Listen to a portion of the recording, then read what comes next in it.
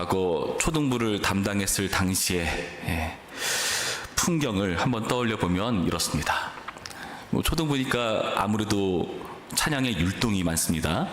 그럼 아이들이 열심히 율동을 따라하죠. 그러나 절대로 율동을 따라하지 않는 아이들이 있습니다. 몇 학년일까요? 1학년일까요? 1학년은 율동이 익숙치 않아도 하려고는 노력합니다. 당연히 6학년입니다. 6학년은 율동을 따라할 생각 안 합니다. 몇 명 머뭇머뭇 하고 싶어도 그 6학년이라는 그 분위기 때문에 하고 싶어도 참는 것처럼 보이기도 해요. 어떨 때는 6학년이 율동을 한다는 것은 어떤 의미냐 하면은 굉장히 애 취급하는 것처럼 자기들을 대우한다고 여기는 것처럼 보이더라고요. 근데 애인데 애 취급해야지 어떡합니까? 그러지 않습니까? 오늘 본문을 보시면 사도 바울도 고린도 교회를 애 취급하고 있습니다.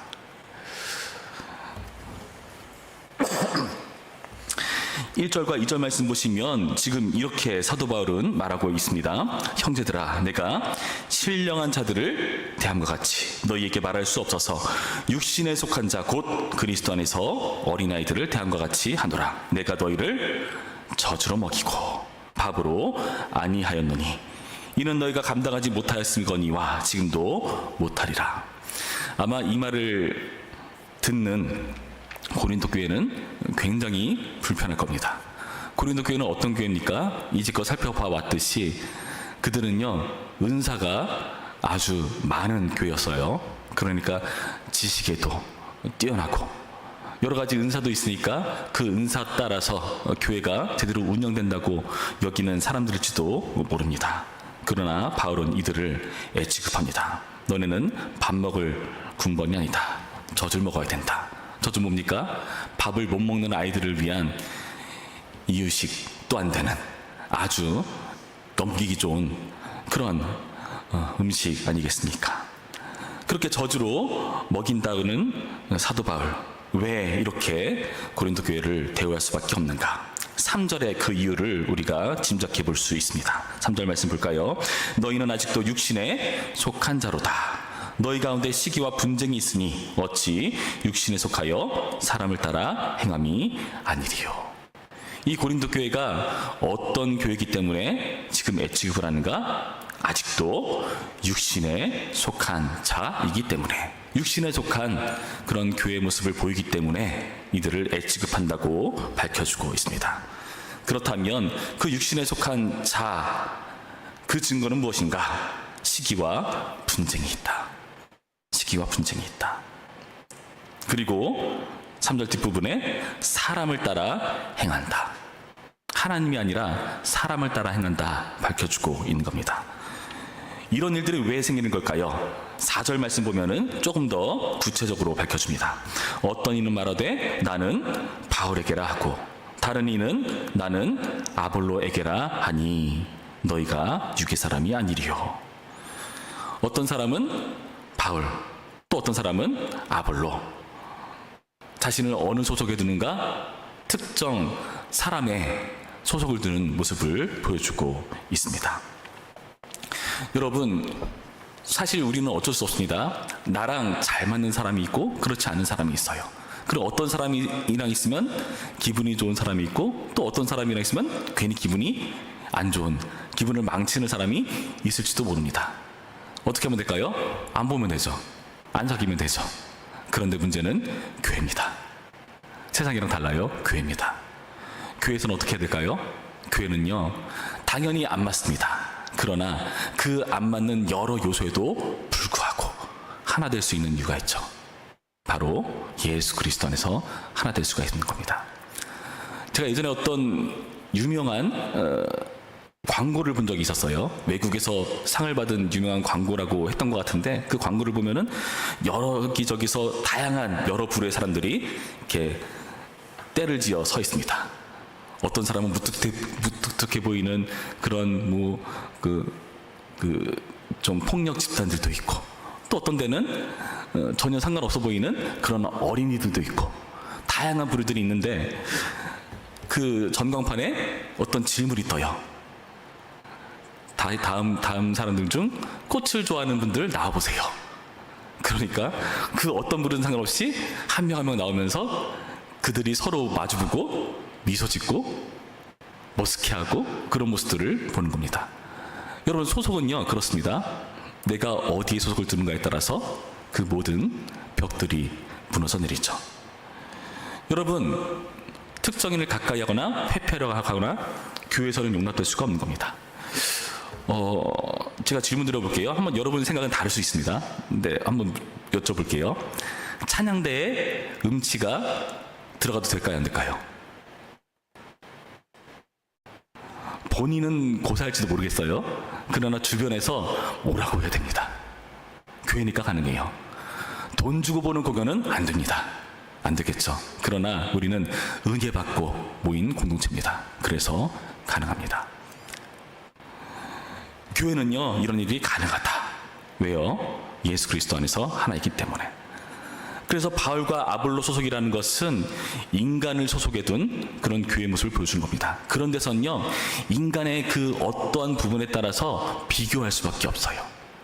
그러니까 여기 나타난 시기와 분쟁 당연히 생길 수밖에 없는 겁니다. 어쩔 수가 없습니다. 사람은 다 차이가 있으니까요. 그리고 사람마다 생각이 다 다르니까요. 그러나 이들은 바울 소속이다, 아볼로 소속이다 밝혀주는데 실제로 바울과 아볼로는 어떤 사람들입니까? 7절 부분 보시면은 7절에 이들은 아무것도 아니라고 밝혀줍니다. 왜 그렇게 밝혀주는가? 이들은 그 증거를 이렇게 밝혀주고 있습니다. 5절 말씀 보시면 이렇게 밝힙니다.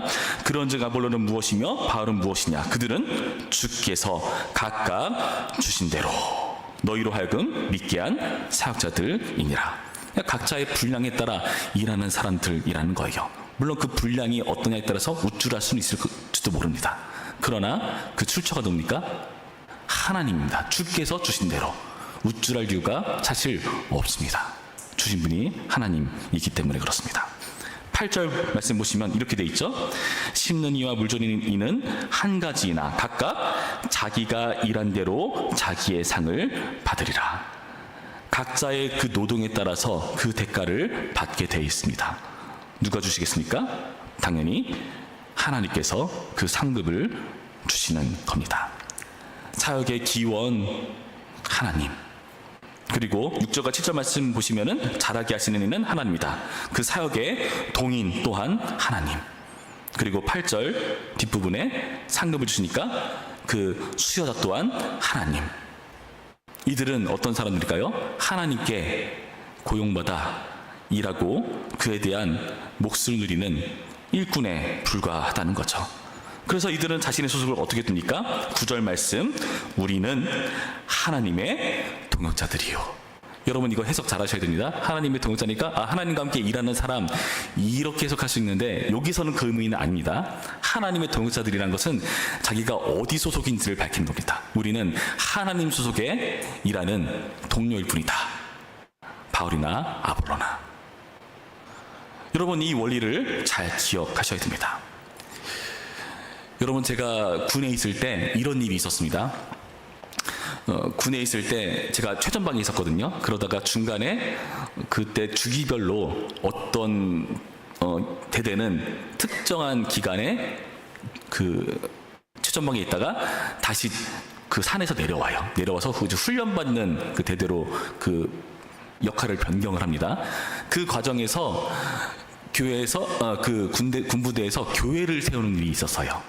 근데 그 교회를 세우는 일이 만만치가 않았던 것 같습니다. 당시 군종 목사님이 교회를 이렇게 완공하고 나서 울었다고 저는 들었습니다. 물론 저는 그 자리에 있지 않았지만은 그런 이야기를 풍문으로 들었어요. 그러다가 제가 최전방에서 내려서 처음으로 그 군대 교회를 가지 않습니까? 얼마나 그 감동이 넘칩니까? 그때 그 목사님을 봤습니다. 저분이 그분이구나. 그런데 얼마 되지 않아서 그분이 다른 곳으로 발령이 났어요. 눈물을 흘리며 정말 힘들게 군대에서 교회를 세웠는데 예배당을 세웠는데 몇 번 예배 안 드리고 다른 곳으로 가버리셨습니다. 저는 속으로 뭐 이러냐, 저렇게 수고하셨는데 좀 섬기게 해주지 생각했는데 나중에 알게 됐습니다. 그래도 되는구나. 그럴 수 있구나. 왜일까요? 사람 소속의 교회가 아니기 때문에 그렇습니다. 하나님 소속이기 때문에 가능합니다. 여러분, 목장도요, 어찌저찌 하다가 이렇게 이동이 할 수도 있잖아요. 그렇죠? 아쉽죠? 더 하고 싶죠? 그러나 그럴 수 있습니다. 하나님의 또 다른 뜻일지도 모릅니다. 저도 제가 원하는 대로 교회를 막 왔다 갔다 이동한 적 없습니다. 그때 하나님의 뜻이 있었습니다. 이번에는 너는 다른 곳으로 가야 된다 말씀하시면 예 하고 나오는 겁니다. 다른 거 없습니다. 그러면 그 일 때문에 굉장히 힘들고 어려워집니까? 물론 그렇게 느껴질 때가 있기는 합니다. 그러나 또 다른 차원의 하나님의 능력을 봅니다. 하나님이 이래서 보내셨구나. 이래서 옮기라고 하셨구나. 아, 이 교회는 나의 역할이 필요한 교회구나. 아, 이 교회는 이제 내가 할 게 없구나. 이제 하나님께서 나를 다른 곳으로 보내시겠구나. 여러분, 그 하나님의 오묘한 뜻을 우린 여기서 확인하는 겁니다. 안타까워할 것이 없습니다. 왜요?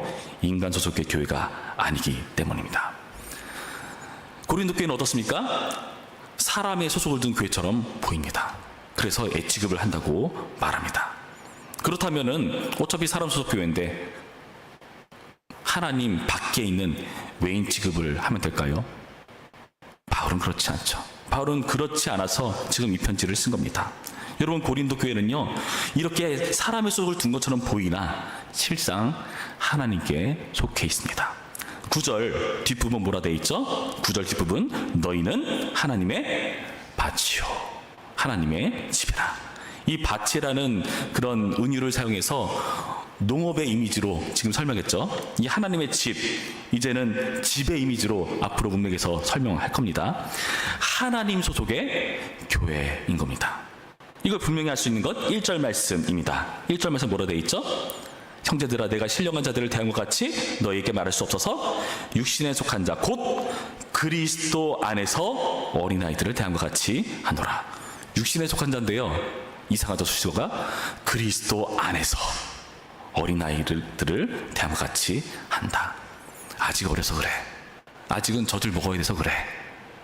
여러분, 그 전제는요, 그리스도 안에 속해 있다는 믿음 안에서 그렇게 하는 겁니다. 그렇지 않았다면은 교회 취급을 하지 않아야죠. 그러나 그리스도 안에 있기 때문에 지금 사도 바울은 이들에게 편지를 쓴 겁니다.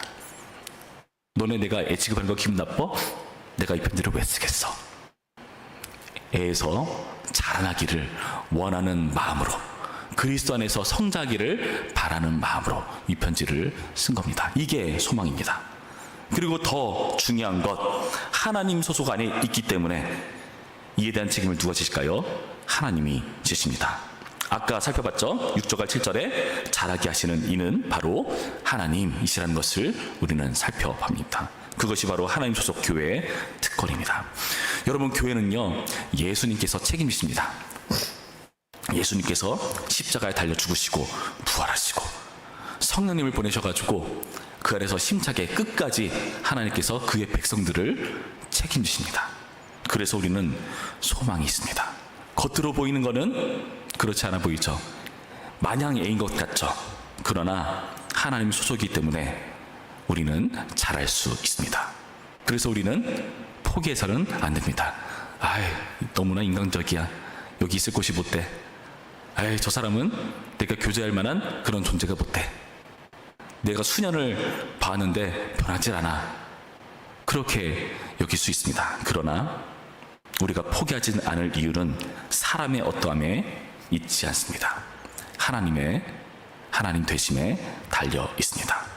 우리가 포기하지 않을 이유, 1인 1사역 포기하지 않을 이유, 우리가 관계를 끊지 않고 다른 교회로 옮길까? 그 마음을 접고 다시금 열심과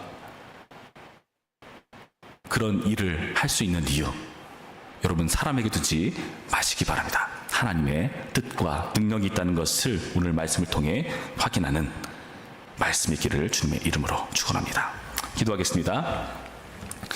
참 좋으신 하나님, 우리를 하나님 소속 안에 두셔서 감사합니다. 현재는 애 같은 모습 때문에 우리가 좌절하고 낙심하고 때로는 시기하고 분쟁하고 하나님과 상관없는 외인처럼 여겨질지도 몰라도, 그러나 우리는 하나님 안에 있다는 이유로 소망을 둡니다. 우리 부천평교회가 주님 안에서 소망이 있습니다. 왜냐하면 끝까지 주님께서 책임지신다 말씀하셨기 때문입니다.